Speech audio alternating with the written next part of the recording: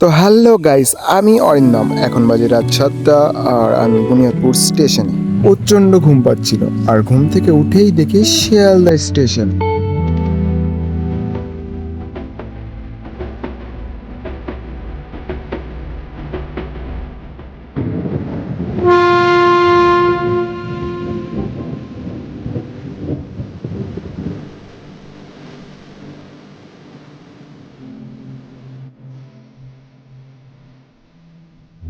Sealdah railway station কলকাতার এক অন্যতম ব্যস্ত ও গুরুত্বপূর্ণ এই স্টেশন প্রতিদিন লক্ষ লক্ষ মানুষকে তাদের গন্তব্যে পৌঁছে দেয়। এই স্টেশনের সবচেয়ে প্রশংসনীয় দিক হলো এর বিশাল নেটওয়ার্ক এবং অসাধারণ সংযোগ ব্যবস্থা। কলকাতার এই স্থানে ইতিহাস, সংস্কৃতি আর মানুষের ব্যস্ত জীবনের এক চমৎকার মিল দেখা যায়। তোমরা কে কে এই শহরে থাকো অবশ্যই কমেন্টে জানাও।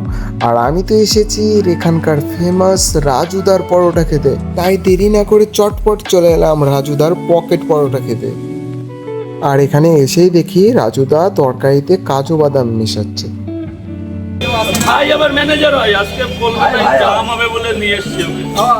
আজকে ছাত্র পরিষদ আছে, বিশাল মিটিং আছে। এই তো জয় মামাটি মানুষ বলো, মামাটি মানুষ বলো বলো। তিনটে 30টা টাকা দাও, রাগ করবেন আজকের দিন, রাগ করলে হবে না।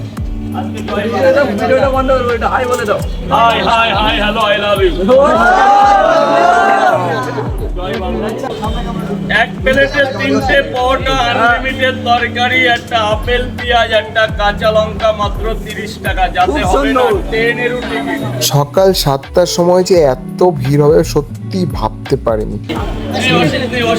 আর ফাইনালি অনেকক্ষণ ওয়েট করার পরে পরোটা পেয়ে গেলাম। আর সত্যি বলতে 30 টাকায় এরকম পরোটা আর কোথাও পাওয়া যাবে না। এটা শুধুমাত্র রাজুদার কাছেই পাবে। আমরা কোথায় এসেছি? রাজুদার পকেট পরোটা খেতে। তো আজকের জন্য এইটুকুই। চলো দেখা হবে আবার নতুন কোনো ব্লগে। এখন বাড়ি যাওয়া যাক, টাটা। শিয়ালদা জাতীয় এক্সপ্রেস 7 নম্বর প্ল্যাটফর্মে ছাড়।